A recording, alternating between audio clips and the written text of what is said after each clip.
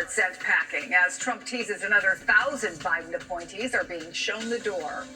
And after a starring role at the inauguration, Elon Musk gets a crash course in Washington politics.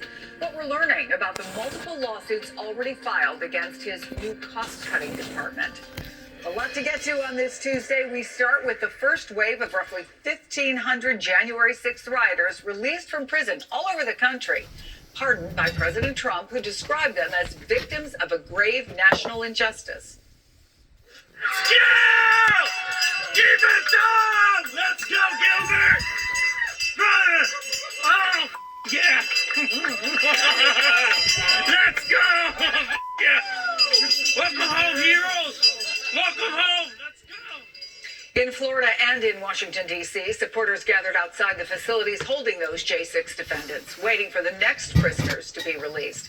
It's a culmination of President Trump's efforts to rewrite the history of one of America's darkest days and fulfill his promise that the people he called hostages and patriots would be rewarded, even if they broke the law. That message received loud and clear by allies who were clearly emboldened by Trump's return to the White House.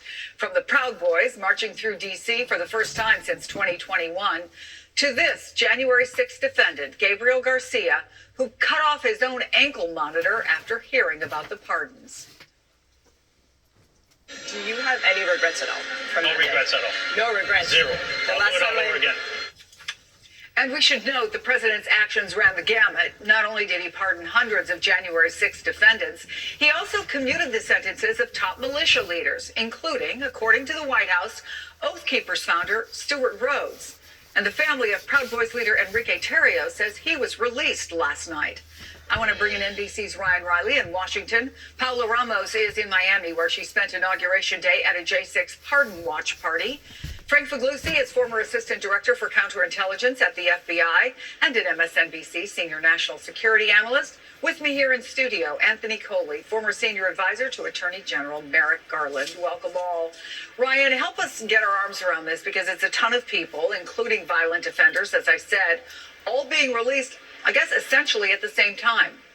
Yeah, I mean, it's really sweeping and full. It's a full, complete, sweeping pardon, and I think that that's, really something that I think a lot of Republicans on Capitol Hill are going to have to be grappling with in the next few days, because a few of them put themselves out there and said that, J.D. Vance, for example, said obviously that pardoning January 6 rioters who committed violent attacks on police officers was not a good idea, and yet that's exactly what happened. You're going to show video after video of these offenders, and I can tell you, well, that person's been pardoned. Everyone who has been pardoned. The only question is who of these defendants hasn't been charged yet, and who will still be left sitting, because remember, the online sleuths have identified more than 200 people who assaulted law enforcement officers that day who were never arrested, and now almost certainly will not be.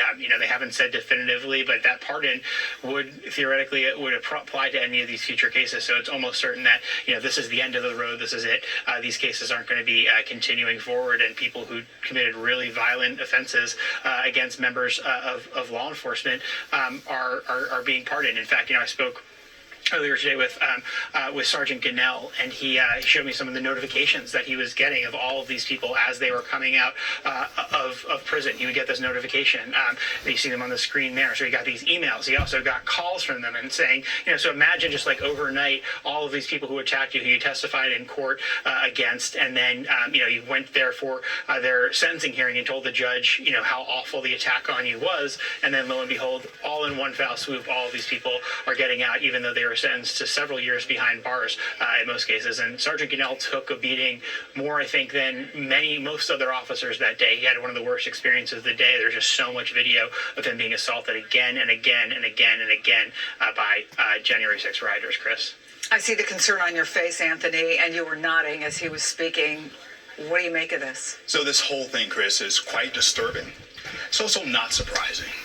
Right? Donald Trump told us that he was going to do it, and he's been aligned with these folks for years. When I first realized he was aligned with these individuals, it was during the first presidential debate against Joe Biden. He was asked by moderator Donald Trump if he would condemn the Proud Boys and violent right-wing extremist groups. He declined to do that, and he said, Proud Boys, stand back and stand by. And they did that, Chris. We didn't hear anything more from the Proud Boys through that election. Fast forward to December of that year. Donald Trump tweets out to the world and to these individuals, come to D.C., we'll be wild. And they show up on January 6th with their zip ties, with their tactical vests, with their axes and their bear spray. And they march down to the Capitol and they do exactly what Donald Trump tells them to do. They fight like hell. He told them to fight like hell or they wouldn't have a country to fight for. And that is what they did until Donald Trump told them to stop. And so the message that he is sending with these pardons is that it is okay to commit crimes. So long as you do it in my name, I will have your back. And that's chilling. I don't think he's saying that. I think he's looked at this and looked at this and looked at this, and he's been agitated and aggravated by all this other stuff going on. And I think he feels like that this is the proper thing to do. But I've said all along, I want to be frank in saying what I mean. I think that the majority of them, after this many years, should have already been released. That their penalty was way too steep. And there was only a few of them, and I still believe that. There's a few of them that don't need to be released because they had full intentions of going in there and being troublemakers. And the next thing you know, one thing led to another, and another thing led to another thing. Sorry about that. The telephone moved. Protective orders, And it turned into a tumult. It turned into a riot. So all them other people, the 95, 97% that was there out of the 1,500, was at the wrong place at the wrong time. And they got caught up in a scenario. You gave your comments about the pardons, but you called it a betrayal. Can you just talk a little bit more about how that felt when that happened? Yeah, I mean, I chose a profession of law enforcement. And ultimately, my job was to serve the American people. And the American people chose this. The American people elected Donald Trump knowing full well that he would pardon my attackers. And so it is the ultimate betrayal. Yeah. So, last night after you heard the news, did you decide, basically, when you came today, was this something that you said, okay, this needs to be urgent, I need to get down here today? I guess you mentioned the threats. What were your fears if maybe you delayed this, maybe you didn't have these protective orders right away? What was the fear there? Well, I mean, there is a timeliness component to applying for a protective order. I know that from my time spent as a police officer, and a great deal of time has elapsed since January 6, 2021. That being said, I think that the anticipation was that these individuals would serve these lengthy sentences that they were given for the violent assault that they carried out against me, and now they're free. Yeah. And so my thoughts are on protecting myself and members of my family, and nothing else right now. Yeah. And let me go back, if I can, Ryan. Obviously, he's worried for his safety. Is he one of many people who have been vocal about what happened on January 6th?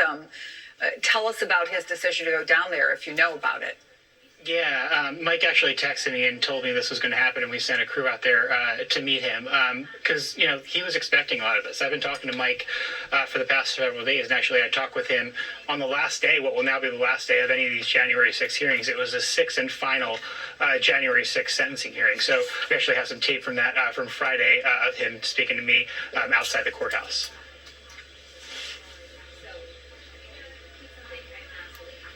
If we don't have, I spoke with him outside the courthouse, and he was. I think we do have it. I think they're just taking a second to cue it up. Let's see. No, we don't have it now. Okay, go ahead. Tell us about your conversation.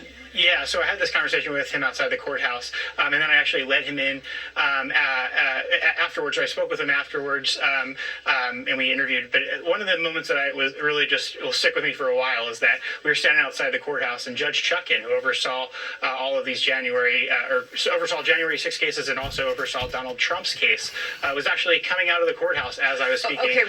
I don't think people realize the seriousness of all this and just exactly how serious all this really is. After testifying before Congress, like, I got to see America's true character. Got to know the American people real well, politicians too well. And I just realized that, indifference, cowardice, selfishness are real, that's the real American way. So this And is so when just- you saw Tanya Chutkan?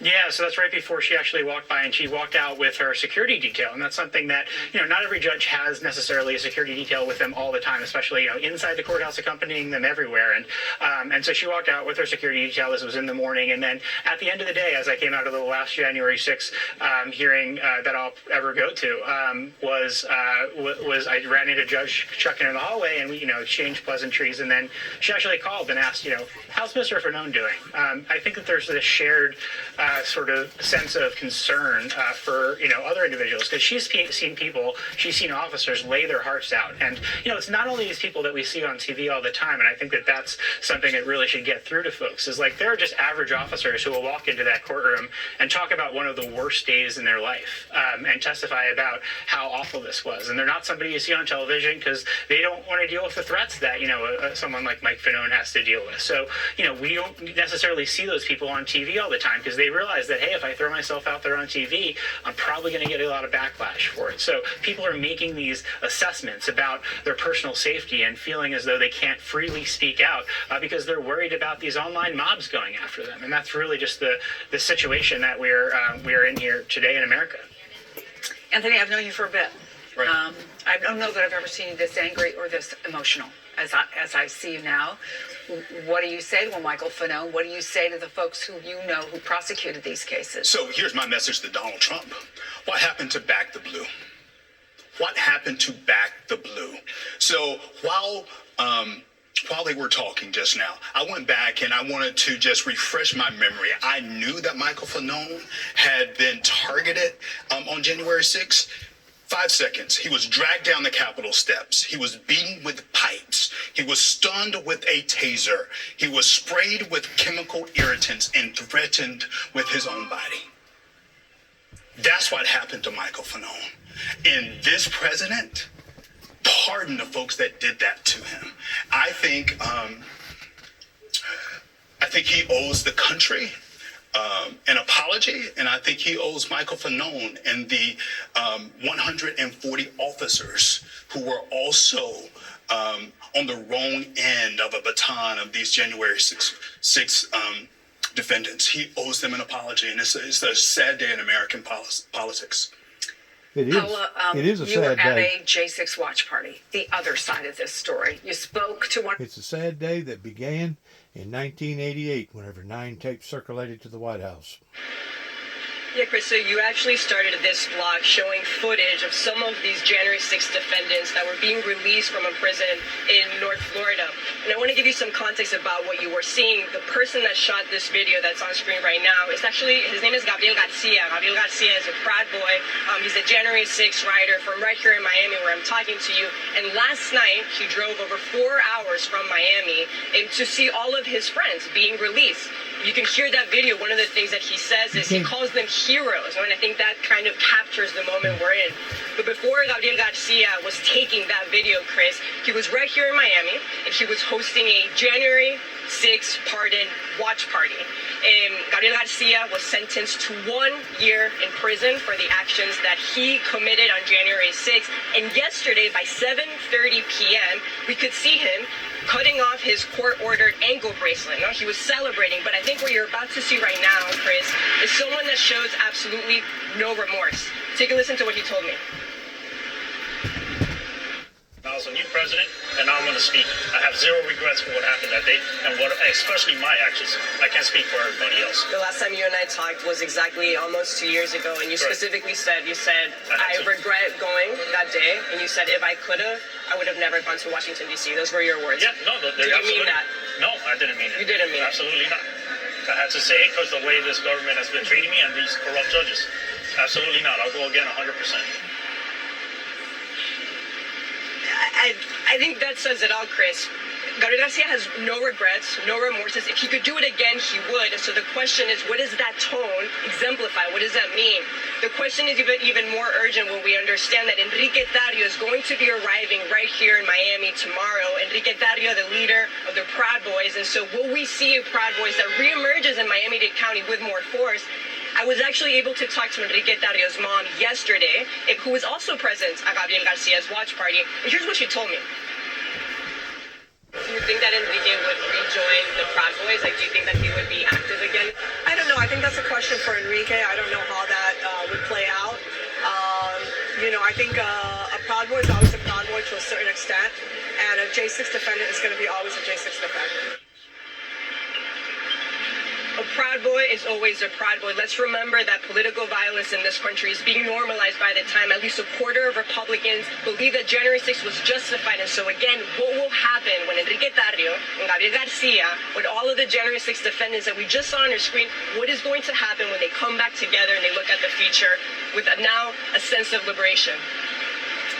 Thank you for that. Frank, I want to read part of what the New York Times wrote because it speaks, I think, directly to the divide, speaks directly to Donald Trump's attempts to rewrite the story of January 6th. Quoting here, many Americans now view the events of January 6th as a choose-your-own-reality narrative. Depending on one's politics, heroes and villains have become interchangeable. Those who investigated the attack could be either truth-tellers or corrupt partisans. Those who attacked the Capitol and were jailed could be either criminals or hostages. Now each side has its own set of pardons to bolster its case.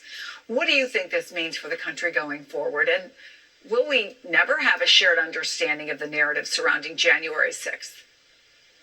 Yeah, we can now say with certainty that we will not come to agreement as a nation on what January 6th was about. And really, there's no perhaps greater example of this than the fact that the Back the Blue people, the MAGA movement that have those Blue Lives Matter flags on the back of their bumpers, seem to be wholly inconsistent with the Back the Blue here. But let's understand something. Those folks in Trump are transactional. They will back the blue only if the blue backs them. And I think one of the troubling spots here for me is the lack of outrage amongst police organizations. Every police organization in this country should be speaking out right now saying it is wrong to pardon people who assault our police officers. The other thing that's notable here is the bait and switch. The people around Trump, as is usually the case, were telling us, calm down. You've got Trump derangement syndrome. It's not going to be this bad. He's going to look at case-by-case scenarios here, and the violent people, they won't get pardoned. That's a lie, and they knew that. And that's what we're going to be facing for the next 4 years is calm down, it'll be fine. But in reality, Trump will do the thing that's wrong for this country and for the rule of law. That is exactly what any number of his allies said, that he would distinguish between peaceful protesters and people who beat police officers with baseball bats and 2x4s. He was asked about that. Let's listen. Should there be punishment for the people who assaulted law enforcement officers that day? Well, I will say this. They've been in jail for a long time already. I see murderers in this country get 2 years, 1 year, and maybe no time. So they've already been in jail for a long time. These people have been destroyed. What they've done to these people is outrageous. There's rarely been anything like it in history, in the history of our country. And even people that were aggressive, and in many cases, I believe they happen to be outside agitators, but, what do I know, right? I won't even ask you, Anthony, to fact check that, but I will ask you this. You don't become a federal prosecutor or, frankly, state, local DA to get rich. There are ways being a lawyer to get rich. Right. That's not one of them. Do you worry about the chilling effect this has on being able to attract top-level talent to do the extremely hard work that is done by the Justice Department? I do.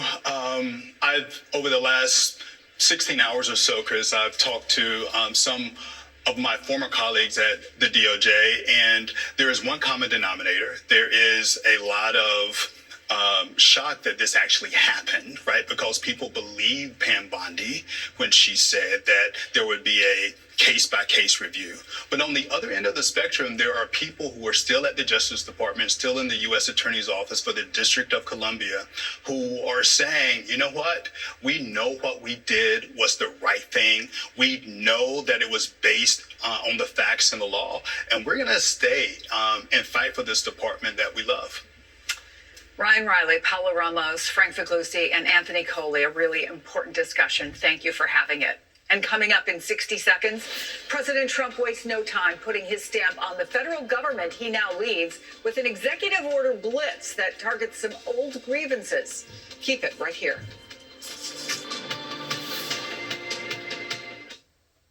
Pause for the facts. Susie here is shopping for a used car, but she doesn't know that nearly half of them have been in an accident. Interesting. But Carfax.com shows how accidents impact price, so she doesn't have to overpay. Unpause.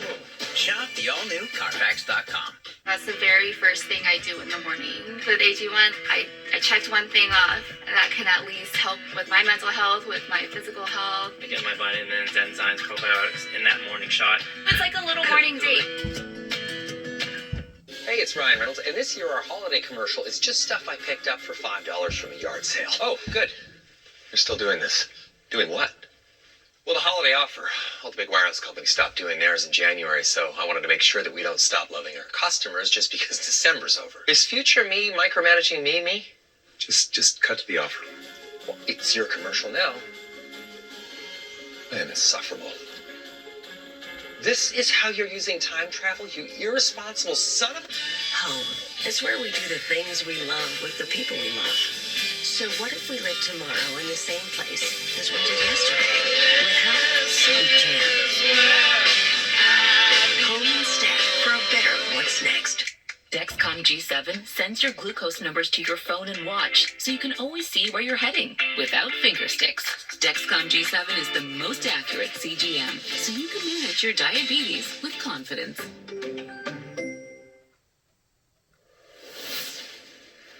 Today, thousands of people and organizations are dealing with the fallout from what President Trump had promised will mark the golden age of America.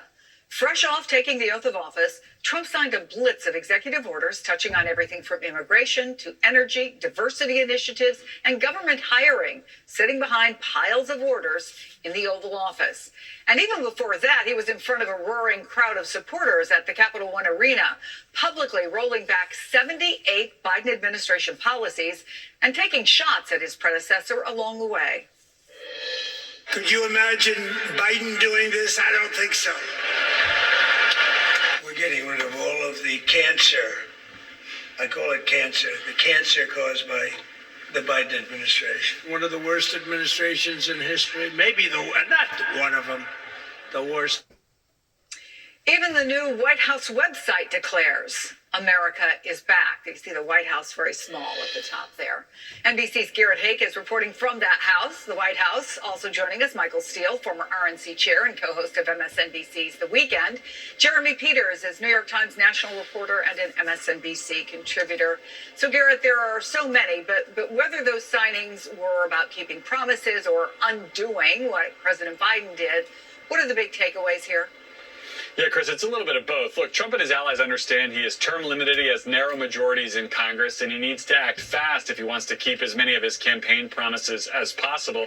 He did so yesterday, particularly on the border, where he declared a national emergency, putting back in place things like his Remain in Mexico policy, and clearing the way to eventually send National Guard and perhaps even active duty troops to help secure the southern border. He also declared an energy emergency, which will increase his ability to try to goose domestic oil and gas production already at record high and freeze production of offshore wind. There's nothing in, maybe nothing in this country that Donald Trump hates as much as windmills. Those will be gone. He's also reworking the federal government itself and how it does business, instituting a hiring freeze across all branches except the military and with some exceptions, ordering federal workers back to work, and even changing how some people talk about or how they're recognized for who they are, saying that the federal government will recognize just two genders, male and female. Chris, this is only the tip of the iceberg from what was an absolute blitz of executive orders yesterday and which could still continue into this week. Speaking of tip of the iceberg, I know that's exactly where you're standing, so I'll let you get back inside where it's warm, Garrett. Thank you for that. So let me talk about a couple of these things. And Jeremy, I'm going to start with withdrawing the U.S. from the Paris Climate Agreement. It was one of multiple orders focusing on energy. Here's what he said at the Capital One Arena. We have more oil and gas than any country in the world, and we're going to use it. We're not going to do the wind thing. Big ugly windmills, they ruin your neighborhood. If you're into whales, you don't want windmills either. And they kill your birds and they ruin your beautiful landscapes. I mean, is there any risk for him at all, governing on half-truths, untruths? And by the way, as he's preparing to go to North Carolina and California, two places that have been devastated by natural disasters. Right. And I think the Paris Climate Accords, a lot of what Trump did yesterday is kind of replay his greatest hits. So in terms of really exciting, his voters, I don't know how far that is going to go. However, he not only reached back into his political toolbox yesterday and pulled out the old favorites, he did things on immigration, for example, signaling that the federal government will no longer recognize the citizenship of people born in the United States to parents who are here illegally. And it's actions like that going forward that are really going to define this administration and show us how effective and competent they really are. Remember 8 years ago when he got to office, they barely had nominees for the cabinet in place. Today, they have assistant secretaries of agriculture who are already nominated. So they are much further along here than they were, and they're showing a much greater competence and understanding of the levers of government and how to pull them to their liking. So, Michael, we played at the top Donald Trump suggesting he needs to fix what Joe Biden broke. And even when he found the traditional letter, that's left by the outgoing president, he passed on the opportunity to say something nice. President Trump, did President Biden leave you a letter? He may have. Wait. Don't they leave it in the desk? I don't know. Oh. What's in there? Thank you, Peter. It could have been years before we found it. Wow. Thank you. Peter, thank you very much. I may not have seen this for months. Happy to help with the passing of the torch. I did. I left him one in the desk, just like this. Could it, Michael, benefit Trump to show President Biden a little grace, thank him for his service, his work on the Gaza ceasefire and hostage release? Or would that have been seen as a weakness by his supporters? What do you make of what we saw yesterday? He won. It wouldn't have been seen as a weakness. It would have been off-brand. His brand is exactly that. It could have been months before I would have found this letter, which says what his work habits are, that he would not have opened the desk drawer, the Resolute desk drawer, for months. This is all propping. Donald Trump is about the props. He says he left, a letter to the president, to President Biden in that ill-fated transition. I find that hard to believe, honestly, because you didn't go to the inauguration, so why the hell would you leave him a letter? Look, this is all props. Everything's prop. At the Cap Center, it's prop. Capital One Arena, it was props. Here, it's props. This is all part of the new reality that's being set up. To the reporting before, they know what they're doing now, and they're very well prepared to do it. And they have, a significant number of voters out there who wanted this. So all of the shock and awe right now that's coming from people about, but he said he was going to, case by case. Really, you believe that? You believe that? To the last segment, you talk about where the police and their outrage to watching what happened with January 6th. Rioters and insurrectionists, and where are they? I mean, they're dealing with the fact that they've got that infection inside their own membership. We have that infection inside our military. Donald Trump knows this. He knows where his base is. So, you're not going to see the traditional institutions stand up against this. Right now, they're just not. We've watched the oligarch community grow in this country. They're bending the knee in other parts of the body to make Donald Trump happy because they don't want the blowback and they want the grift, the gain that comes from this relationship. So, so now we just have to, I guess, deal with what happens next. Report on it, talk about it, analyze it, but understand fundamentally until the American people said, no, this is not what we want, or institutions stand up and say, stop, this just progresses. It goes forward. I don't know who's going to stop it. Republicans in the Senate with the majority? Republicans in the House with their majority? Tell me where it stops. I doubt it. You doubt it? I mean, look, the party has shown very little willingness to stand up to him, and he's filled his cabinet in many ways with Republicans who did used to stand up to him. His vice president, I think, being first among them, Secretary of State Marco Rubio. Remember, these are Republicans who used to say that they abhorred what Trump represented and his, manipulation of public sentiment and the anger that he brought out in American politics. Their political power, these Republicans, the rank and file members of Congress, as long as they think that their political power is derived from Donald Trump and their proximity to him, their support, their admiration for him, they're not going to stand up to him. And right now, he is the source of power, the center of gravity in the Republican Party, perhaps more so than any figure leading any political party in the United States for generations. I mean, his power he has so thoroughly dominated this party, Chris. Yeah, and it's interesting, Michael, because we've all talked to, and I did certainly as recently as yesterday, with people who used to work with folks who were very well-known opponents of Donald Trump, who are now, as you put it, bending the knee, working for him, praising him. NBC News spoke yesterday to a couple of Trump supporters around the National Mall. And here's what they said about their hopes for a second term. I think he reassured the American people that we're going back to more conservative values, more like how he was 4 years ago. When I listen to him, he seems more mild than he was 4 years ago. Unity. I believe he will bring unity. I really do. I'm happy to see what he really wants to do to help inflation, help with the state of affairs, the everyday American just trying to put food on the table. I think that last one, a lot of people have expressed that, including a lot of people who flipped the idea that he's mild, maybe up for interpretation. But I guess as I watched him yesterday, including on the train ride back, I watched the whole last ceremony he did when he was signing in the Oval Office. He's good at this, Michael.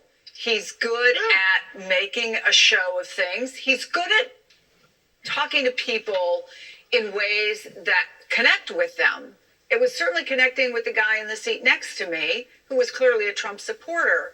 So what do not just Democrats, but what do people who oppose him do about it? He has an impressive skill set when it comes to communicating this and getting people on board with him.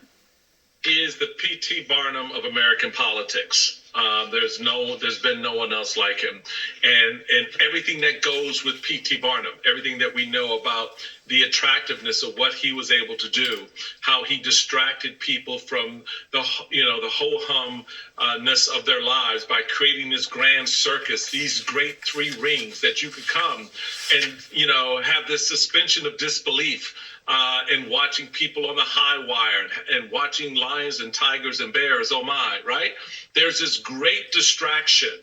But then we what saw is the this substance? 8 years ago. We saw this 8 years ago. We know what it is. Absolutely. The question is, he won again, and he won again with, winning all battleground states. Every battleground state, just like he said. That's true. But there was nothing intervening to break that suspension of disbelief that would deal with the reality of the American people as they saw it. Donald Trump speaks to a reality as you see it. That's why you have people saying, I like him because he's just like me. They don't live in a gilded apartment on on Fifth Avenue, they don't have a Mar-a-Lago. They don't have golden toilet seats. But they do have this connection to him that's real for them. And he talks to that. But then where do they derive the benefit? You know, in that video... I thought that's what politics was supposed to be about, as far as meeting where the road meets the rubber at. The bottom line is this: Donald Trump is not a politician. He's a businessman.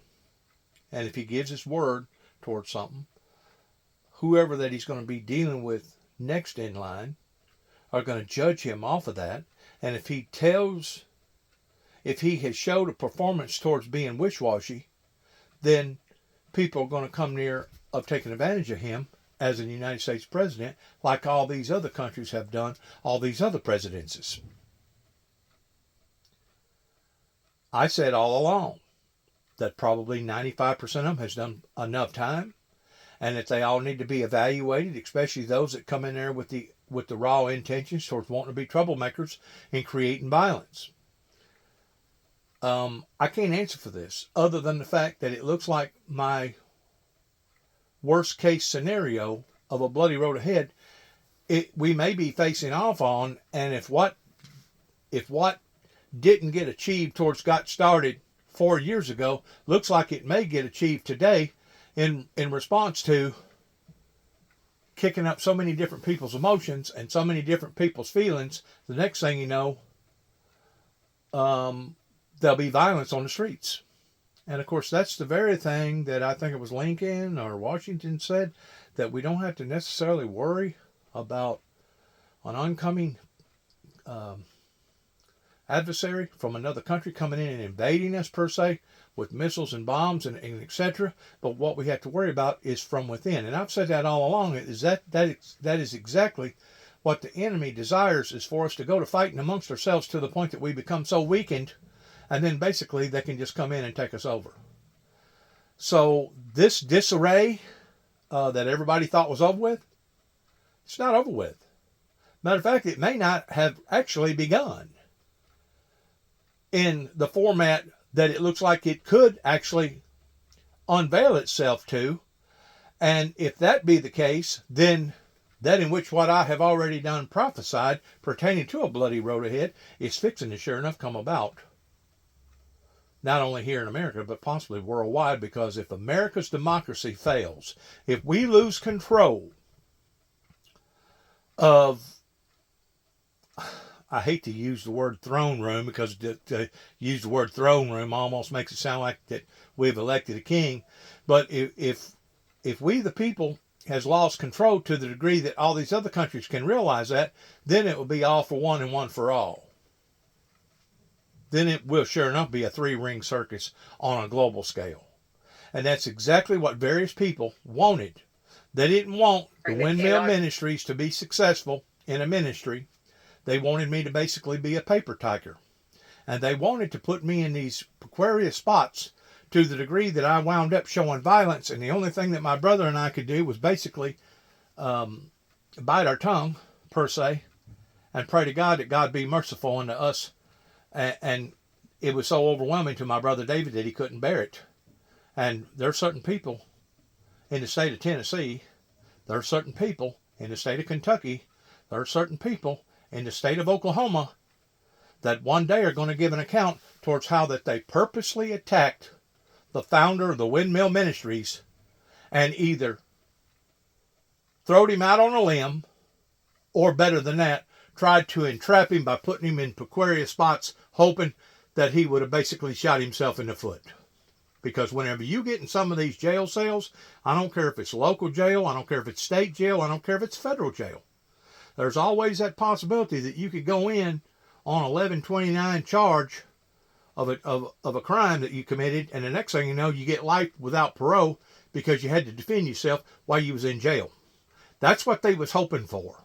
They was either hoping for that in the state of Kentucky, or they was hoping that I would have said enough in front of Dr. Dana at MCC in downtown Chicago that he would have basically thrown a red flag in getting a judge to support his theory that Mr. Jackson didn't just need to be evaluated, but Mr. Jackson needed to be institutionalized, and I'm pretty sure I would have probably wound up in Springfield, Missouri. That's where the federal main mental health system is, the way I understand it. And if I wasn't crazy before I went in, I sure enough would be, providing that I ever come out, towards basically slobbering all over my shoes and not knowing daylight from dark. You see, they couldn't go after me in the format in 1983, even though they put all these probes all over my head and all over my body in wanting to make determinations if I was cuckoo or not.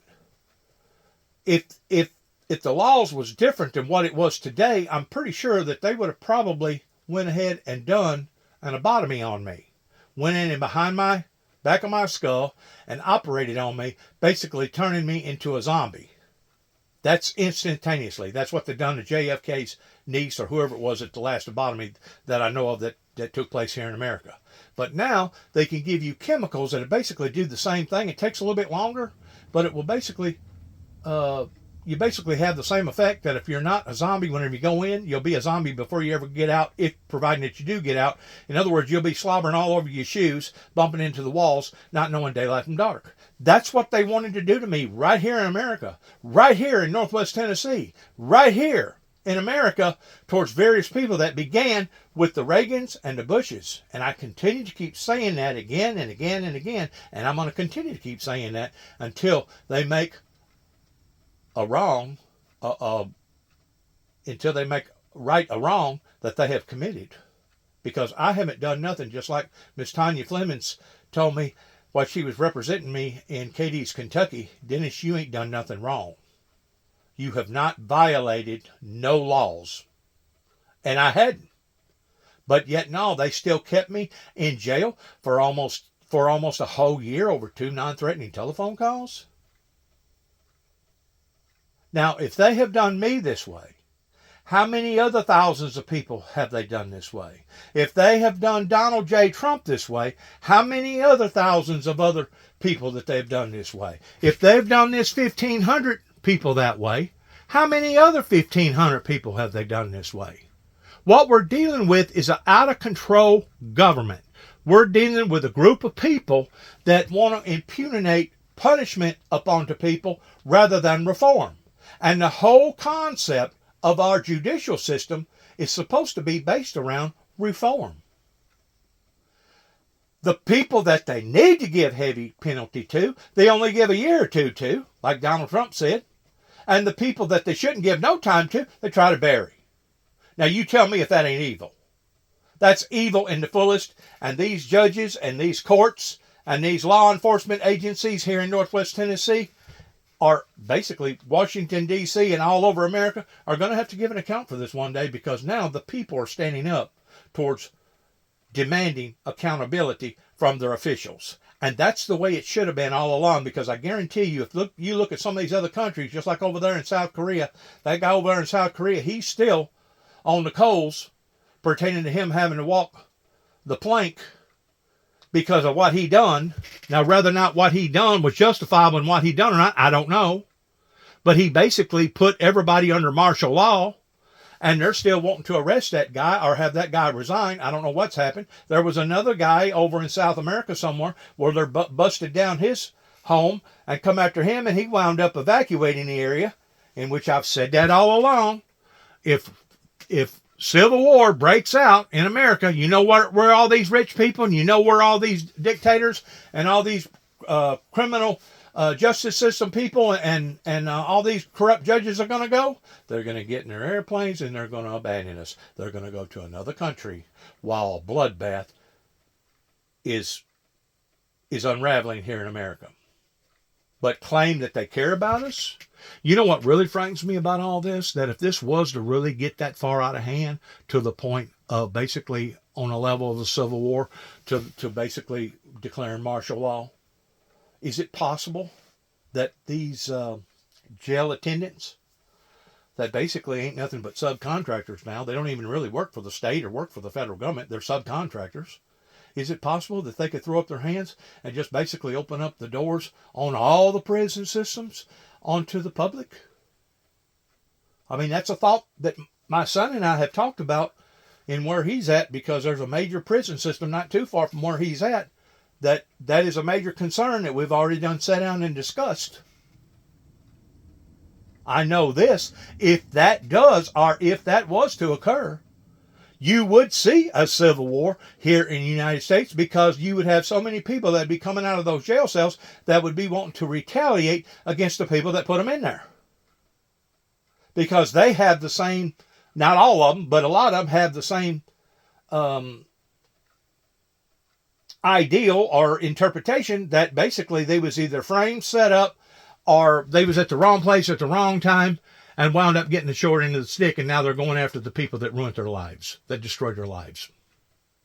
And you have to admit that probably 95% of the people out of that 1,500 was at the wrong place at the wrong time, because they didn't have criminal files. They come up there as good patriots, realizing that this thing was in danger of collapsing, and they've tried to prevent it from collapsing, and now it looks like it is going to collapse. And once it does, may God have mercy on all of us, is all I got to say, especially the people here in Northwest Tennessee that was a part of this, that allowed for this to get this far out of hand, beginning with the people over, certain people over in Kenton, Tennessee, and certain people in Dresden, Tennessee, and certain people in Martin, Tennessee, that, and right here, locally, where I live, certain people where I live right here, that was a part of all this, that did not want peace and utopia. They was dead set that they was going to shaft Juby one way or the other, and it didn't matter if they had to bring down his youngest sibling, David Jeffrey Jackson, in doing so towards having collateral damage. They was going to make sure that they tormented my life publicly, that the courts knowed about and sat idly by and let happen. And if that's not dereliction of duty, I will kiss your tail and give you 30 minutes. No, I'll give you an hour. I'll give you a whole hour to draw up a crowd if that's not the truth. Because it is. That I can prove. I got paperwork to prove it. Mike Wilson, Judge Parham, Tommy Moore, David Moore, Tommy Thomas, various people that's now left the scene, including Pam Blue, they have taken advantage of this situation. Not just with me, but all these other people around here that are now not just broke, but they're in debt. Some of them thousands of dollars, because that's the only way that they could have survived off of credit card indebtedness. And now, look what's unrolling down the pike. Like I said a while ago, it looks like the fulfillment of that in which what I was hoping that would not occur in a response towards a bloody road ahead is fixing to unfold or unleash itself upon the society. And I just pray to God that the civilians are armed to the teeth, that they're ready for something like this to occur, because I guarantee you, if we're relying upon county or state or federal government of sparing us or saving our lives, it's not going to happen. Like I told you earlier, my son and I had already discussed this very thoroughly. That what if, looking at the worst case scenario, what if would they actually let out the prisoners on the civilian life? It's a possibility. You can't overrule it and say that it wouldn't happen. We're dealing with things today in the 21st century, and the year 2024 and 2025, or actually go back 25, 30 years. We're seeing things in America that I didn't think that I would ever grow old enough to see, but I'm seeing them. And I ain't just talking about the major forces of nature that I didn't think that I would ever see on that level, but I'm talking about the forces of mankind. The world's richest man. So now, with Musk's former cost-cutting partner, Vivek Ramaswamy, running for Ohio governor, he is expected to have wide latitude to recommend cuts in government programs and spending. The effort, the Times reports, is shrouded in secrecy. Quote, his allies have been... I'm still saying that these big wigs that have sat idly by for the past 25, 30 years, and they've fattened their pockets, and they have become very, very powerful, I'm still saying that they better be thankful that a civil war hadn't erupted, because I've always said that if a civil war ever took place in America, It would not be the black on against the white or the white on against the black. It wouldn't be the North fighting the South. It wouldn't be the East fighting the West. But it would be the poor man fighting the rich man in going after them and realizing how that you have basically created a travesty. And the only way of straightening up a travesty is basically to do what could be brewing down the road. I don't know. Because it's very obvious these people ain't going to come clean in Kenton, Tennessee. That was a part of all this. They've had plenty of time to do so. It's pretty obvious that the courts over here in Dresden, Tennessee, or even Martin, Tennessee, they're not going to come clean. The courts or the officials in Western Kentucky, Cadiz, Kentucky, and Paducah, Kentucky, and the surrounding areas, they're not going to come clean voluntarily. That's the game that they play. That way everybody wins but the victim. They want the victim to be out that much more money in hiring a Johnny Cochran. It's the same way with the insurance companies. The insurance company want to come in, they want to stifle you about $40,000 on a particular settlement. Well, you got two choices. You can either take it up to you know what and let them beat you out of 40 grand, or you can hire a Philadelphia lawyer like a Johnny Cochran that you're going to have to be out another $25,000, $30,000, maybe $40,000. And whenever it's all said and done with, now you've extended the time delay towards you getting the settlement. You've actually hurt yourself more because now they've played with that money that they didn't have to give you right away for a year or two that they've collected more interest on. And in the meantime, you're suffering. You ain't got a house. And then ultimately, in 2 or 3 years later, after you finally do get a settlement by hiring this Johnny Cochran, you still going to be out $40,000 or $50,000 or $30,000 or whatever. So it's a no win-win situation for the citizens of society, for the sovereign citizens of society. And that's exactly what's happening with not just the insurance companies, but that's what's happening with our courts, especially those that can't pay to have a Johnny Cochran. Just like Miss Flemings told me, Dennis, you've done nothing wrong. Tanya Flemings told me that pertaining to what Judge Woodall done in Cadiz, Kentucky. Dennis, you've done nothing wrong. As far as I'm concerned, she said, this is double jeopardy.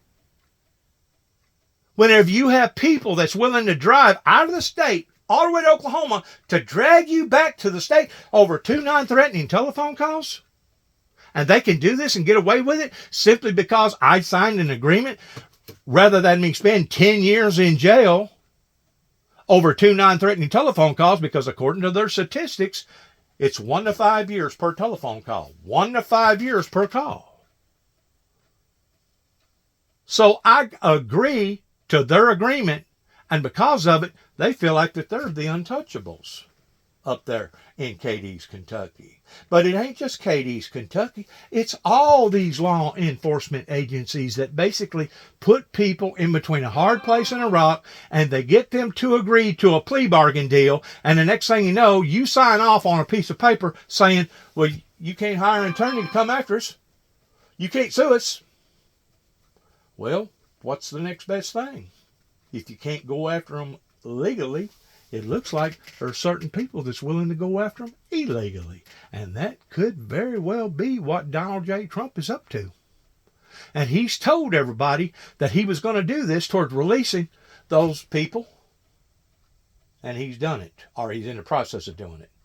I still say there's certain individuals, knowing that they come onto the scene with guns and knives and everything else, there are certain people they should look at and say, you know what, they do deserve this kind of time. Matter of fact, they deserve more time than this. And the other ones that was just at the wrong place at the wrong time, that got caught up in a big hypaloo tumult. I think the Bible explains it towards it being a tumult, or Mankind Today over here in America explains it towards it being a riot. They got caught up in all that high adrenaline, and the next thing you know, it turned into what it turned into. Now, that's the facts, and I don't think nobody can argue about the facts, but I'm pretty sure there's certain people out there that will argue about what I just got through saying. It's got to the point that you can go outside and look at the sky being blue, not a cloud in it, and you tell somebody, well, it's a clear day today, ain't it? And they'll walk off and not believe you. Why? because you told them the truth. Or it could be a cloudy day, fixing to storm, fixing to rain. And there are certain people you can walk out and tell them, hey, looks like it's fixing to rain. It's awful cloudy. They won't believe you. Why? Because you was telling them the truth. These people that are walking in, and don't think that we're just talking about knife fighters and gunfighters on the street. We're talking about bankers, lawyers, judges. We're talking about predominant people that go to church that refuses to open up their minds and look at the whole truth rather than just bits and pieces of it. We're talking about a group of people that's been bamboozled. We're talking about a group of people that's been deceived. This is where we are as American sovereign citizens. So in actuality, this is actually more creepy than what the actual January the 6th was, in which the day of January the 6th was awful creepy. It was creepy enough that I went and filled up all my propane tanks. It was creepy enough that I made sure that I had things prepared that I thought would help to save my life in case there was a major hoedown that was going to occur. But in lots of ways, I want to verify this, in lots of ways I can understand the reason why Donald Trump is doing this, because it is unjust in so much time that these people got sentenced, and the people that actually was a part of allowing for all these illegals to come over here the way that they did, as far as I'm concerned, they need to be held accountable for treason. They have allowed for this to get in this type of shape.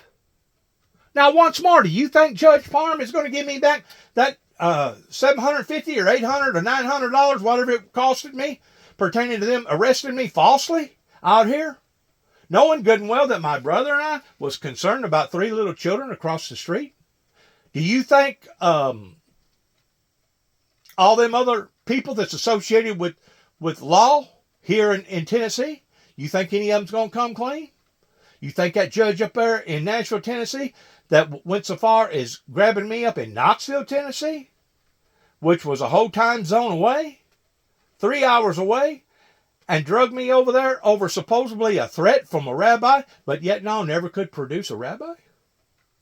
Went to court twice and still didn't let the charges out. Still did not drop the charges. Held the charges and told me, I'm going to put this on the bottom shelf, Mr. Jackson, and if I catch you so much as doing a jaywalking, it don't matter what you've done, I'm going to combine this charge and this charge together, and I'm going to throw you to the wolves, is what he was telling me. He was telling me that to the degree that my public defender that was given to me, because I didn't have the money, come at me later and he said, what the hell have you done to these people up here, Dennis? He said, I ain't never seen a judge act that way and be that fearful. Besides that, what he actually done, I didn't even think was legal. I thought that once you went before the judge twice and there wasn't nobody representing the warrant, that by law they had to throw the warrant out.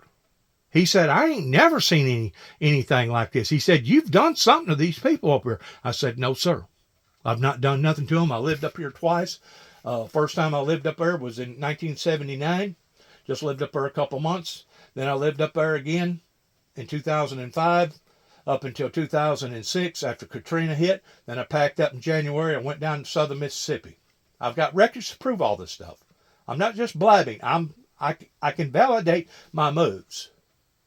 And the whole time I was in Nashville, Tennessee for probably 7 or 8 months, didn't get not one speeding ticket. Wasn't involved in no accidents. Wasn't involved in nothing other than Homeland Security, Secret Service coming at me after I sent a package to the 43rd President of the United States, which was young Bush, of a T-shirt that read, "A Bloody Road Ahead." Now, if you don't think that I could foresee what was going on towards God showing me these things, once more, I'll give you an hour to draw up a crowd and kiss your hiney right in the tiny. Because I did see this thing. I was trying to warn the people. I was trying to give out advisories towards electrical disturbances and etc. But it was the monsters that was trying to criminalize me, the same as the monsters was trying to criminalize Jesus. And that's not how the show's supposed to be run in the good old USA. But damn it, that's what's happened. Right here, beginning in Northwest Tennessee, after a telephone call was made to the White House in 1983 about the Antichrist. And ever since then, my life has been in shambles. Razor-thin margins they're up against. Cases closed with a single signature. Donald Trump abruptly ends the biggest investigation in Justice Department history, pardoning nearly all of the almost 1,600 January 6th criminal defendants. The reaction from inside the DOJ. Plus, waiting game. The scene outside the D.C. jail as families and supporters of those defendants gather for their release. Also, the case already against Trump. 19 Democratic attorneys general banding together to challenge the president's executive order on birthright citizenship. Our NBC News reporters are following all of the latest developments. We begin with President Trump's meeting with top congressional Republicans today. NBC's Garrett Haake is at the White House for us. Are there signs, Garrett, of a plan taking shape to implement the president's agenda?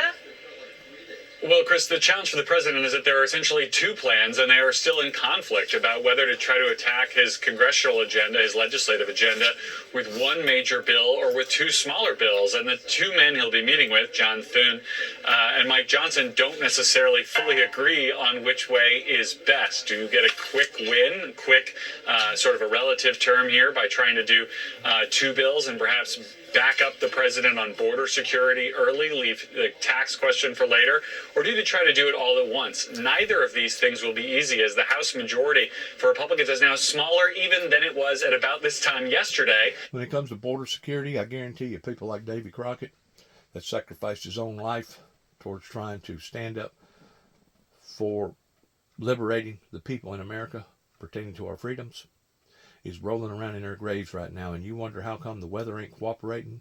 You wonder how come the forces of nature is responding the way that they're responding. You wonder how come that we've been hit by all this bad luck pertaining to COVID and all this other stuff.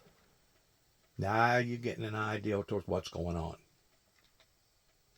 That she says in this copy of this affidavit, a redacted version, quote, "I have chosen to come forward publicly at significant personal sacrifice because I am deeply concerned by what Hexet's confirmation would mean for our military and our country." She adds that part of her reason, and this is so significant, Chris, for coming forward is because I have been assured that making this public statement.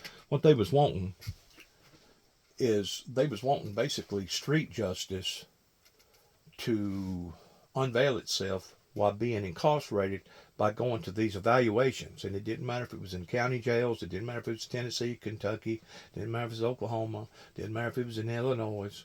They was wanting basically the wicked to turn against me while I was incarcerated, because you can actually go to jail for a very small charge, and the next thing you know, you're getting life without parole because you had to get in there and defend yourself for your very own life.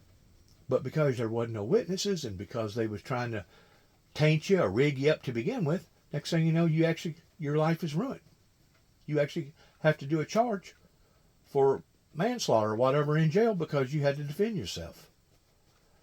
They was either wanting that to happen to me, or they was wanting me to go before any of these doctors, and not all of them are quacks. But while I was in MCC in downtown Chicago being studied by Dr. Dana, they was hoping that I would have stepped on my own, you know what, and the next thing you know, the doctor would have put in a request to the judge and the doctor would have made an agreement, and the next thing you know, instead of me being evaluated, I would have been basically put into a nut house, probably Springfield, Missouri.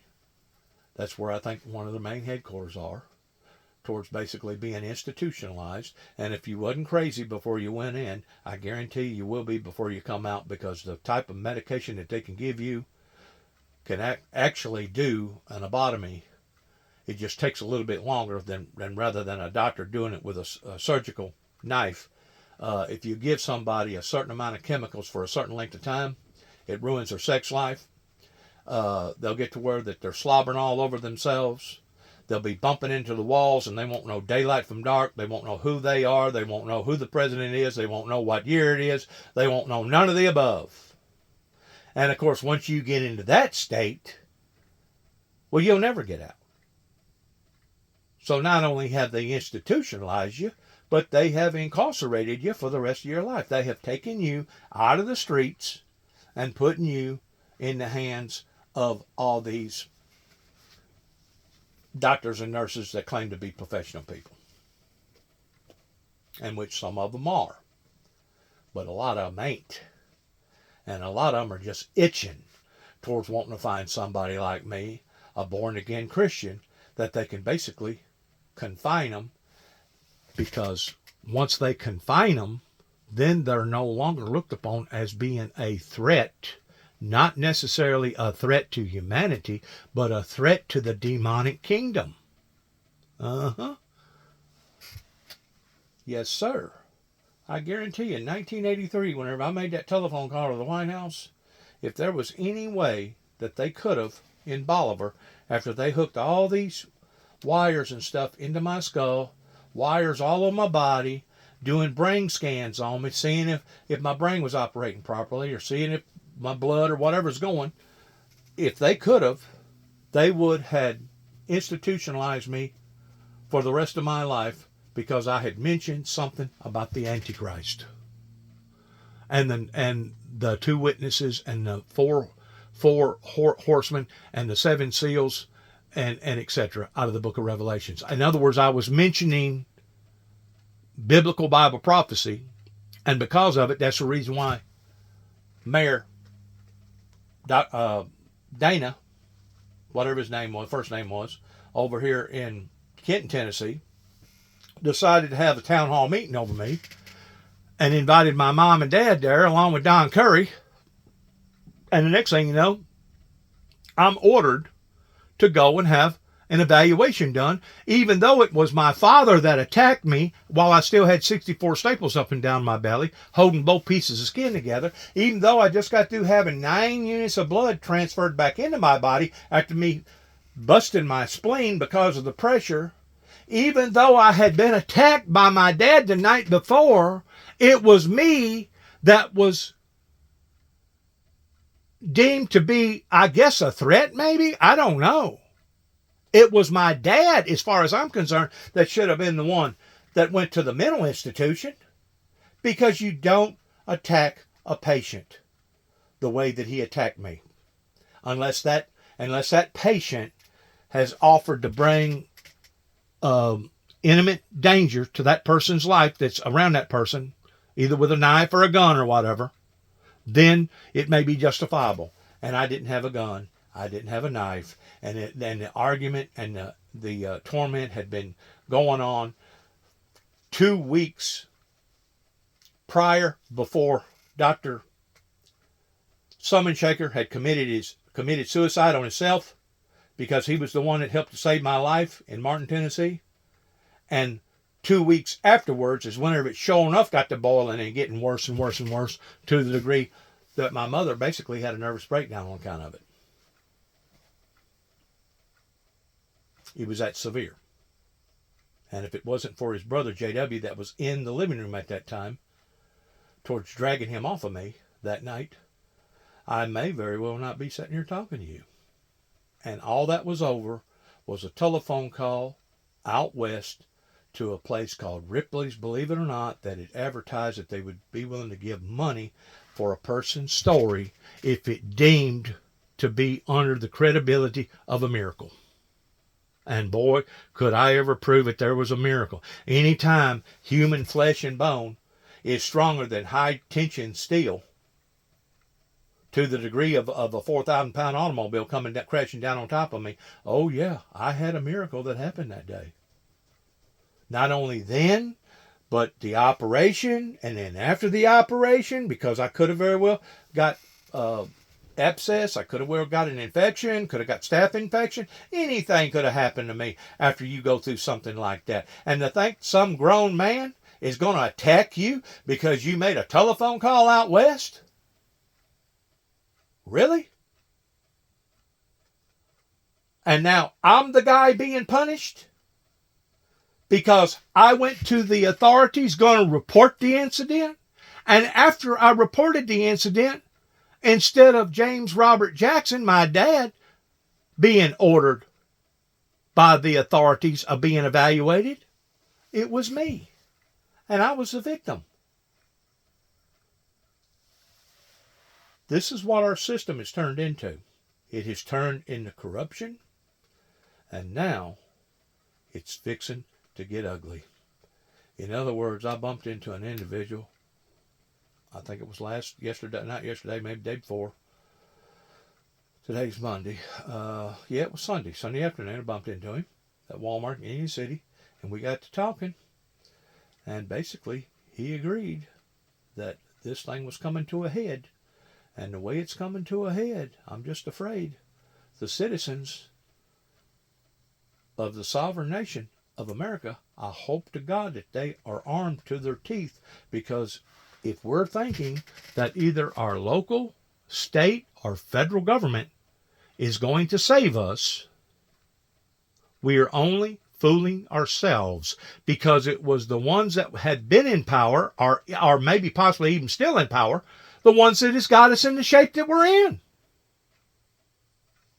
Those people, January the 6th, was trying to prevent something from escalating to getting completely out of hand of seeing a civil war. And now, the very thing that they tried to prevent looks like it could be knocking on our door. And just like Abraham Lincoln or George Washington, whoever it was that said, we ain't got to worry about necessarily being attacked from the outside in, but the inside in is what we have to worry about. In other words, once we start fighting and a bloodbath starts over here, and we start becoming tore down and weakened, the enemy that's going to sit idly by and watch, and don't think for a second that we don't have true enemies across the pond, once we become so diminished, they'll just come over here and walk in and take us over. That's the plan. Unless we're smart enough to identify the plan of the wicked one, the plan from within. Now you can call it the deep state if you want to, but that's the plan all along towards basically stopping any of these people from giving accountability for what that they have done or for what that they didn't do, going all the way back into the Reagan and the Bush era.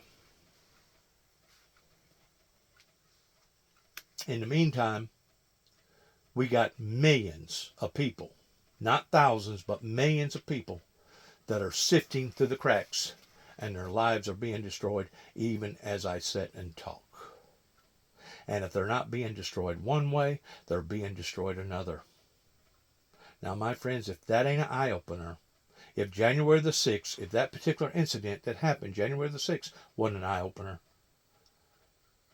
and if this is not an eye-opener towards what's going on, then obviously you're either asleep, you're either in a coma, or you just don't give a shit about one of the greatest nations in the world that is at the brink of falling apart. And I pray to God that that not be the case, but from all indication, from what it looks like, it ain't looking good.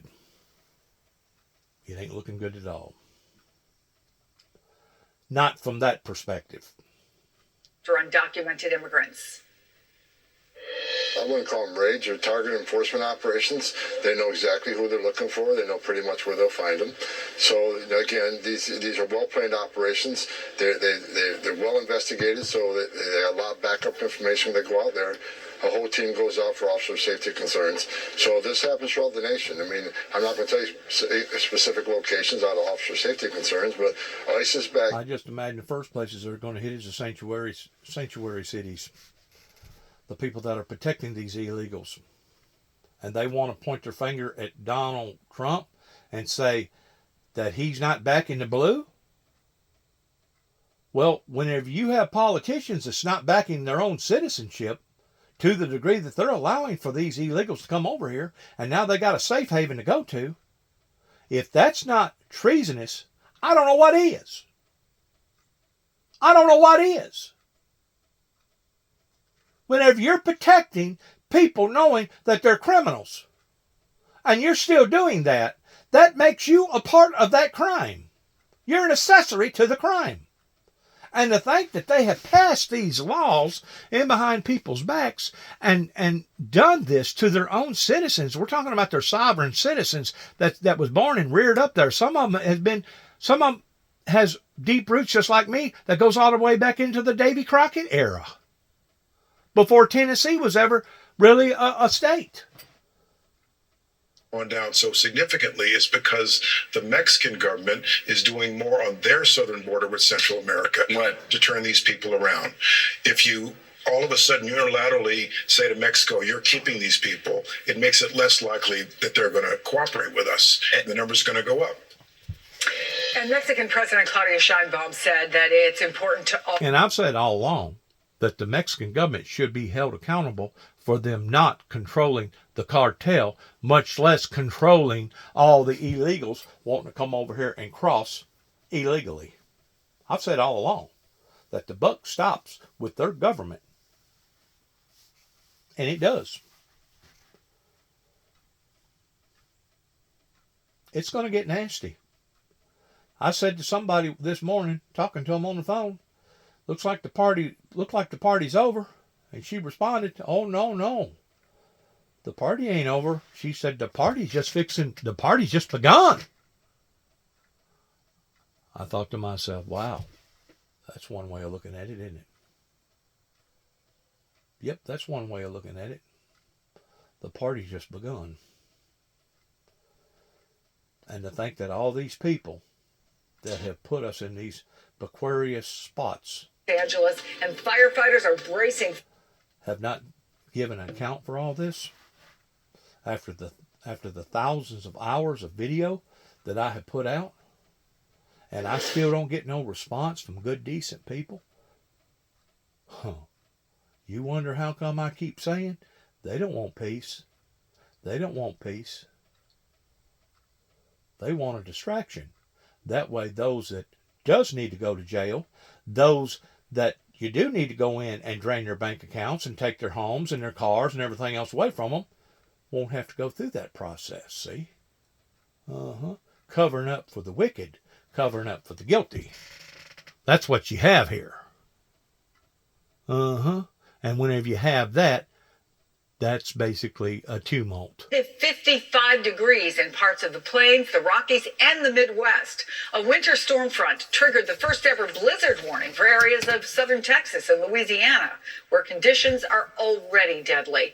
Texas officials say there were multiple fatalities at 1 a.m. after a massive accident an hour west of San Antonio. The heavy snow preventing medical helicopters from being able to respond. And energy demand has been soaring in parts of southern Texas not accustomed to the bitter cold. Texas power officials sent out an emergency alert warning of freezing precipitation disrupting the power there. And winter storms are so rare in Louisiana that a local radio network reports there are no snow plows stored anywhere in the state. 0. So emergency teams had to bring in plows from Arkansas.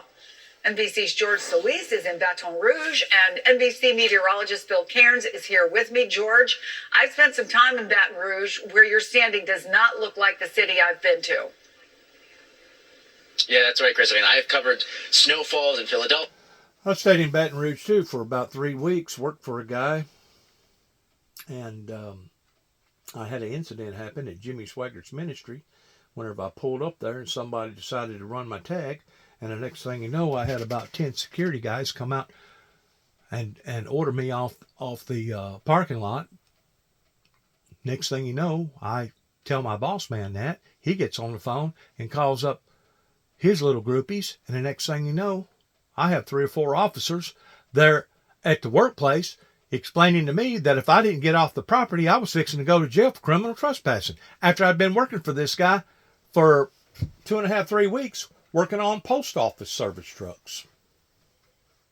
Helping a painter by the name of Todd, that was a Jehovah's Witness, towards putting on big stickers, FedEx and UPS stickers on the sides of these big trucks. So yeah, I'm very familiar with Baton Rouge and also the lower part of Louisiana and all their alligators and all their what do you call them? Their levees and all their wetlands. I'm very familiar with them. Snowfalls in Philadelphia, Boston, all over New England. This looks more like that than what we're seeing here. This is remarkable. And about 4 inches on the ground here in Baton Rouge, about 4 inches in New Orleans. And you're right. We actually spent some time with the Department of Transportation saying, thank goodness for our neighbors in Arkansas who have lended us some snow plows, because otherwise this could be very, very serious. And some of the roadways here that have been untreated, very treacherous. We drove out earlier when it was still safe to do so, and it was... Whenever something like that happens in the South, it paralyzes them. It absolutely paralyzes them. There was definitely people that were not used to driving in this snow. That is saying a lot. We were seeing some people sliding out of control. Of course, people are heeding the warnings. They are staying safe. They hunkered down. They got their supplies. But on that note, we were actually at some stores earlier, and we did see a shortage of some of the food, some of the water, some of the frozen food section. That was all picked apart. People taking the storm very seriously. We heard from Governor Landry asking people to, of course, just stay indoors while this event passes. We heard again from one of those managers at one of those stores that we stopped at earlier today about the supplies. Here's what he told us. Supplies went quick. It's a big rush between yesterday and today. A lot of people trying to catch up, get everything ready for the storm. As you can see by the drinks, we got Coke, Sprites, everything right now. So it was but mostly canned goods. When you from where we're from, you don't really expect it to get this bad. You know, we don't have our belief in how bad it actually can get, but yeah, we really was caught blindsided by it.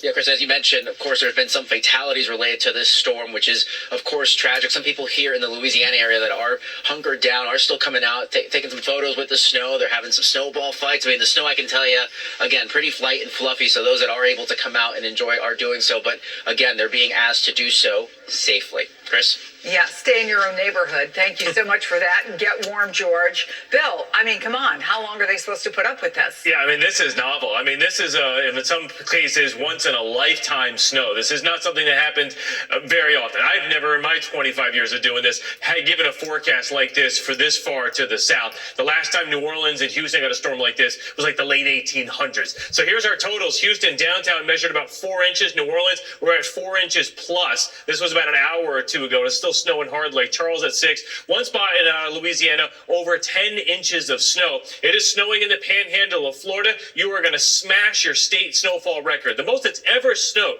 in Florida in one day from any snowstorm was 4 inches. We're going to crush that. Someone's going to get over 6, maybe 8 here, especially the western portions of the Panhandle. It is snowing in Pensacola, Montgomery. Here's New Orleans. The bright white shows you heavy snow. You notice where George is located here in Baton Rouge, a little lighter there in the blue. You're almost done, maybe another inch on top of the 6 to 8 you have. And look at this additional snow today. Tallahassee, 3 to 5 inches. Even Jacksonville, Florida, will see some sleet or some snow. Savannah, Georgia, you've never had a snowstorm with more than 2.7 inches. We're predicting 3 to 6. So this is historic. There are not enough plows. There's not enough salt. So it's kind of fun and novel for the kids and the pets and everything else. There's a million social media videos of people out in the snow.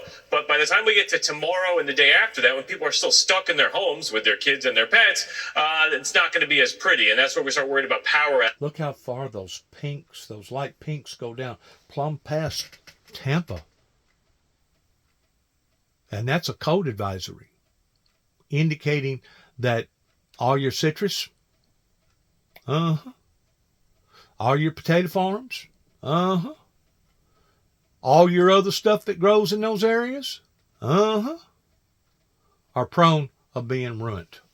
Unless they're out there with water sprayers spraying water on it to keep it from getting below freezing. And even then, whenever they do that, you're still going to have damaged fruit. That is very low. That's all the way down, I guess all the way down to Mickey Mouse, where it says the pink is going all the way down to Orlando. All the way down plumb past Tampa.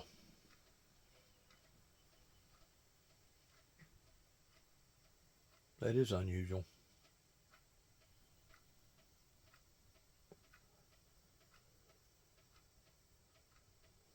That's highly unusual. Once again, what did I tell people up in Western Kentucky and in the year 2017, whenever I got punished for it, major electrical disturbances coming. Why? Why did I say that?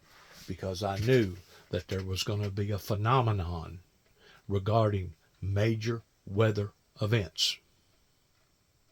What does it say down at the bottom? 200 million plus under cold alerts and heavy snow. I'm pretty sure it means advisories.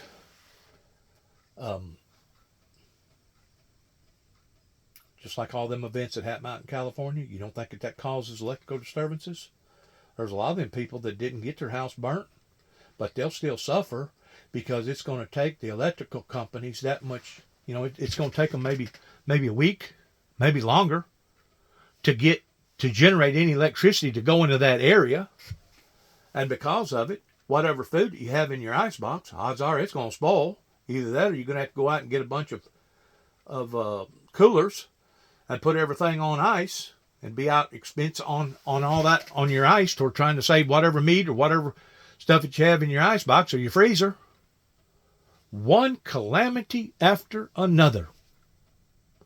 In the meantime, do I hear any apologies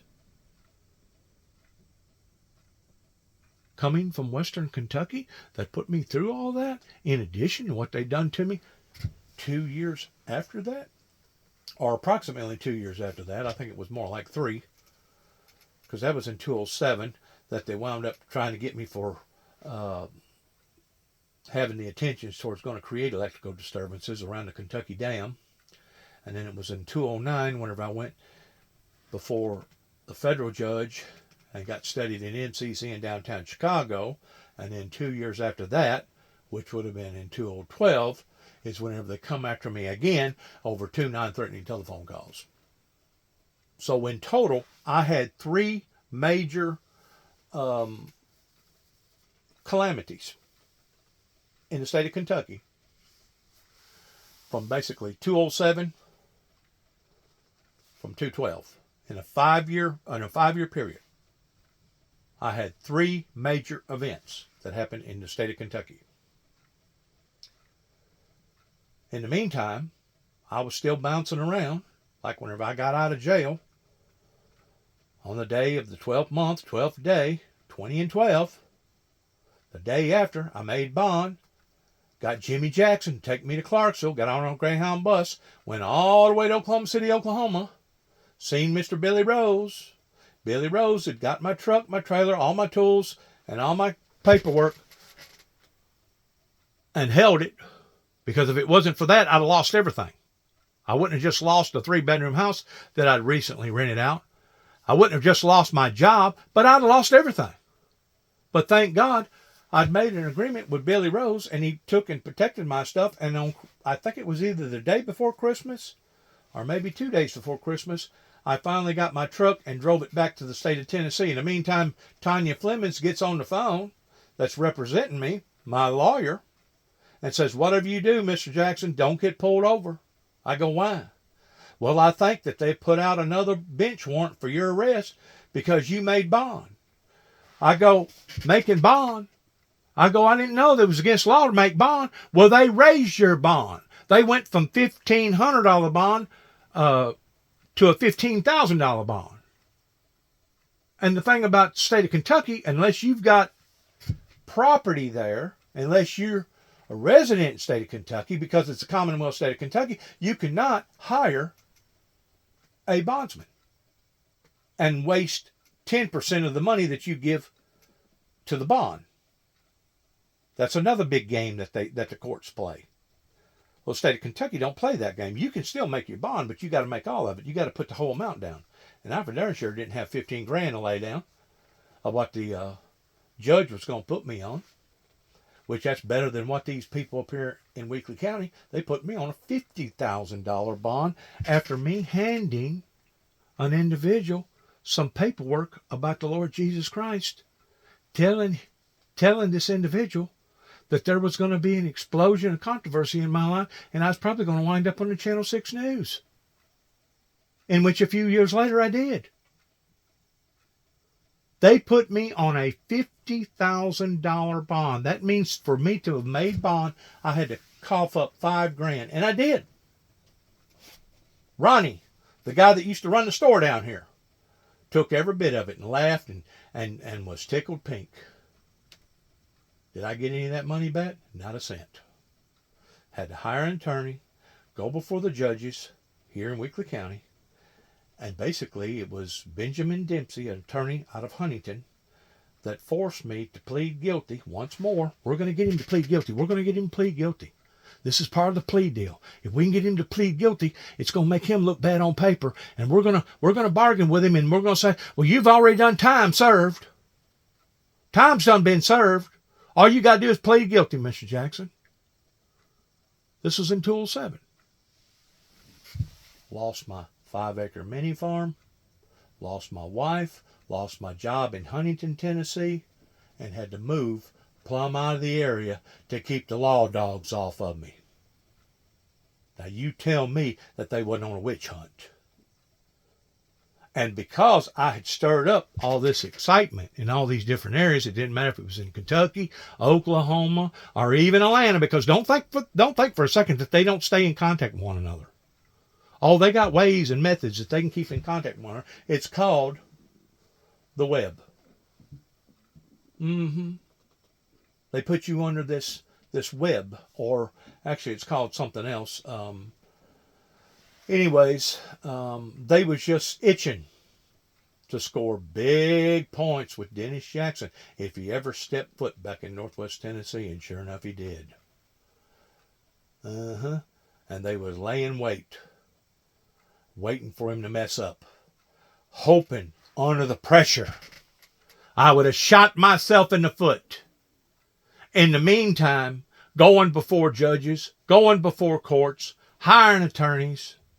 Finally, there towards the last, lost a brother, wasn't told when my arraignment trial was, after my brother and I had rehired this guy and told him that we wanted to go to a higher court. In other words, this is what we wanted. And because I didn't make the arraignment, the tables turn, and the next thing you know, they come out here and arrest me, even though it was my brother and I that was concerned about 3 little children. What is going on pertaining to Donald Trump and all this other stuff? Whenever I talk about it couldn't have happened to a better group of people towards what's ahead, towards what's fixing to come down the pike, and I hate to see it with the innocent, because I know that there's been so many innocent people that didn't have nothing to do with this. That began in Kenton, Tennessee in 1983, whenever I went and made a telephone call to the White House. But ever since then, my life has been in disarray. And that's been fair for me. I deserve this for standing up for the teachings of Christ, for displaying love, mercy, peace, and utopia. That's what they was wanting to do all along. They was wanting to put me in a no-win-win predicament, to the point that either David or myself would have shot ourselves in the foot towards looking bad in the eyes of the people. Because it was Johnson that said, we're not doing nothing until there's blood on the floor. Now, he'll probably say that he never said that. But these people, as far as I'm concerned, they are wicked to the core. They can go to church every time the door opens, but that don't mean that they're godly people. They're working for the devil. They're out to punish people, not to reform people. And now, since the ordeal is fixing to break away with Donald Trump, we may see something that the American people and the world only hoped that we would never see, that could be just around the corner. And as far as the cold goes, still 180. Let's go a little faster here. Let's go on. 180 million people. All the fires out west. All the troubles. And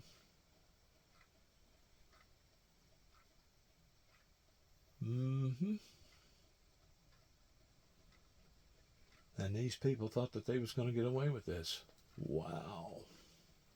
He's made a lot of promises, and it's an aggressive, ambitious agenda. And he comes in, having been in this job before, right? When he left office the first term, inflation was just 1.4%. It's one of the reasons why so many people voted for him again. They want to see a number like that. The economy, $22 trillion was the size of the economy when we left office. It's even bigger. The economy is strong, rolling along, but that inflation number, something people would like to see lower prices. And he's trying to promise that he will lower prices. So among the things that he has said he will do, aggressive tariffs, tax cuts, deportations, deregulation. We got some of that yesterday. He hasn't started the tariffs yet, though. He started the clock ticking on tariffs and made a framework. Now, many mainstream economists will say tariffs, especially big ones, could mean more inflation, could mean job cuts. So there's a lot of discussion about what would happen if he gets what is the cornerstone of his economic agenda through. He wants more tax cuts. He wants to make middle-class tax cuts permanent. They expire at the end of the year, so expect, Chris, a big fight over tax reform. But tax cuts, those cost money. Deportations, we know yesterday he declared a state of emergency at the border. A lot of business leaders and people watching the economy, watching deportations very carefully for what that will mean for the housing market, the labor shortage, and potentially higher prices. And deregulation, this is something he promised in the first term and business loved. And again, many people watching the stock market hope that deregulation will be good for overall investors. Just to step back a second here, you can see that the first term for Donald Trump lost jobs overall because of COVID, right? A good job recovery in the months and quarters since then with Joe Biden. That's how we kind of end the two terms if we look at them back to back. And the stock market is up again here today. It rallied a lot under his first administration, kept going under Joe Biden, and is up today. Many people watching to see if this aggressive agenda, Chris, will either help the stock market or maybe hurt it. Chris? Christine Romans, I have a feeling we'll be talking a lot more about this in the future. Thank you. Still to come, what we know about the deadly shooting of a Border Patrol agent just a few miles from Canada. You're watching Chris Jancy Reports only on MSNBC. First I've heard anything of that. Let's go forward. Let's see that real quick. Fire and attacking Palestinians. As we keep an eye on that violence in the West Bank. Let's back up because they were supposed to be on a peace fire. Hang on. Prime Minister Benjamin Netanyahu says Israel has begun an extensive and significant military operation to defeat terrorism in the occupied West Bank. With the Palestinian Health Ministry reporting, 9 people were killed in a raid on Jenin today. The announcement comes a day after... I thought this was supposed to be a ceasefire. I thought this was all in response toward letting hostage go. It's got to the point you can't believe nothing that anybody says anymore. And you wonder how come the people are in a frenzy? Day after Israeli extremist settlers rampaged through West Bank villages, setting homes and cars on fire and attacking Palestinians. As we keep an eye on that violence in the West Bank, the ceasefire in Gaza between Israel and Hamas does appear to be holding for a second full day. But here's President Trump's response when asked if he thinks that will remain the case. I'm not confident. This is not our war, it's their war, but I'm not confident. But I think they're very weakened on the other side. Do you support the two-state? Gaza, boy, I looked at a picture of Gaza. Gaza is like a massive demolition site. That place it's really... it's a wasteland. Got to be rebuilt in a different way. NBC's Raf Sanchez is reporting for us from Tel Aviv. It's kind of a split screen, right? You have this fragile peace in Gaza, a surge in violence in the West Bank. What are the major players there saying about where this all goes from here? Yeah, Chris, split screen is right. You saw President Trump there sitting at the Resolute desk signing executive orders. One of those executive orders was to revoke sanctions that the Biden administration had imposed on Israeli extremists in the West Bank. At almost the same minute that President Trump was signing that executive order, some of those settlers were, as you said, on a rampage, setting fire to Palestinian homes, attacking property. The Israeli military says they even attacked Israeli troops who tried to step in and intervene. And then earlier today, the Israeli military launching this new operation in Jenin in the northern West Bank. Prime Minister Benjamin Netanyahu saying that this is an operation called Iron Wall, that they're trying to root out terrorism in that city. But Palestinian human rights groups say a number of Palestinian civilians have already been killed by Israeli fire during that operation. So that new instability in the West Bank is the bad news. The good news is this relative calm in Gaza, hundreds more aid trucks getting into Gaza today. Hamas saying it will release more Israeli hostages on Saturday. And Chris, we got a chance to visit Bellinson Schneider Complex. It's one of the hospitals here in Tel Aviv that is preparing to receive that next batch. Don't you think one area is just as bad as the other? Or one area is going to be influencing the other area? Sure it will. Sure it will. If they think they got the fire under control on one end, then they got all hullabaloo breaking out on the other end. It's just nonstop. It's nonstop. You know, whenever the Bible talks about a great sword, for there shall be handed unto him, not a her, but him, a great sword. I'm beginning to understand more and more every day what's going to make this sword so significant. What's going to make this ministry that God has anointed Dennis James Jackson on so significant. And it won't be because of Dennis Jackson. It will be because of what's going on in stopping or stomping out this fire that's now spreading all over the planet. Batch of hostages. Take a look. How do you feel when you think about the hostages coming back to rooms like this? Oh my God, I can't even. You just said that sentence and I'm all in. It's sad. I'm going to go on.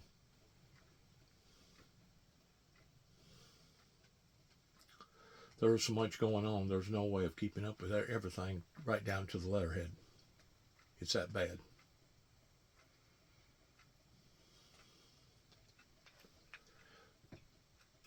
To just the beginning of this second round, the way that Donald Trump has felt emboldened, what he's done, the fact that he didn't pardon, he didn't selectively pardon people for January 6th. He pardoned everybody, even the most violent ones, even the ones convicted of seditious conspiracy. There is a certain sense of bulletproofness that Donald Trump is operating with. Like, he can do no wrong whatsoever and everybody has to bend to his will.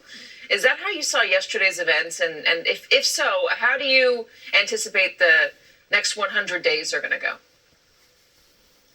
I mean, that's exactly right. Katie, you and I covered him in 2016, and there was a sense when he won across the nation, even from his own party, that it was a fluke, that it was an aberration, that Democrats or people who didn't like Trump who stayed home or cast a protest vote, they did so because they didn't think he could actually ever win. This time, it is very clear that it is not a fluke, it is not an aberration, that people went to the polls for the first time in his 3 races. He won the popular vote and mandated him back in power, so he's going to take advantage of it. And to be quite honest with you, if I was him, I probably would do the same in certain aspects. Are being filed. I think I would have been more selective in who I let loose and who I didn't let loose. But I guess he figures, what the heck, I'll just cut them all loose. And the bad ones, if they wind up doing something wrong again, they'll get rearrested and stand before another trial court. And how to get it? I'm just thinking that. I don't know. It done. It's just a much different ball game in 2025 than it was in 2017. All right, Ashley Parker, Ryan Nobles, Vaughn Hilliard, thank you very much. And our thanks to Courtney Kuby and also to Julie Sirkin for that great reporting. Still ahead, January 6th convicts are walking out of prison today. Ashley and I were just talking about it. Let me describe to you who exactly has been released and what they are saying about their release. Plus, the lawsuits are being filed. What executive orders are likely to...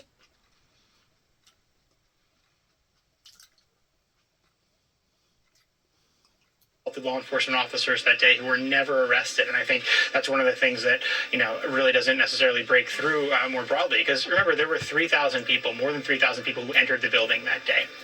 And when they originally started these prosecutions, they thought there were only 800. And that sort of explains how this all played out, because, they went in thinking, okay, we can handle 800 cases. Lo and behold, they were off by a factor of, several. I won't try to do math on the air. Twice as many. They undercut it by, they thought it was about a fourth of what it actually was. And they weren't going to be able to reach all of those cases. And, over the years, because of I think some of these misdemeanor cases have been sort of weaponized against the government, where, they sort of make victims out of people who stormed the Capitol. Those cases have undercut and undermined this investigation, and we've seen a lot of. Like I said earlier, the people that didn't think that this was serious, just hang on. Coming near a neighborhood near you, and you'll see how serious it all this is. Right, citizenship, but with limited exceptions, people born within the United States historically and see, they're trying to cover so many different things at the same time. They don't know what to really stay focused on, do they? Trying to bounce too many balls, and because of it, they're not sufficient in what they're trying to cover. You know what? I think I've had enough here. I think it's time to go ahead and let this go, because it's obvious they're just going to be repeating themselves again and again and again. I've done heard this guy. I think we've done heard both those guys at the beginning part of this video. So, good luck to all of us. Tired of it from day one, but it's necessary. And I wanted to take some time and just regroup and get myself together. My sweatshirt says mental health matters. I believe in that. It absolutely does. But it's so much is important. So much is at stake. Couldn't have happened to a better group of people. Those that wanted to condemn me of me having a mental health problem just because of my life being spared. Beginning in Kenton, certain people in Kenton, Tennessee, and then it evolved over into other areas, as well as Kentucky, Oklahoma, and yes, even Georgia. May God have mercy on us all. Shalom.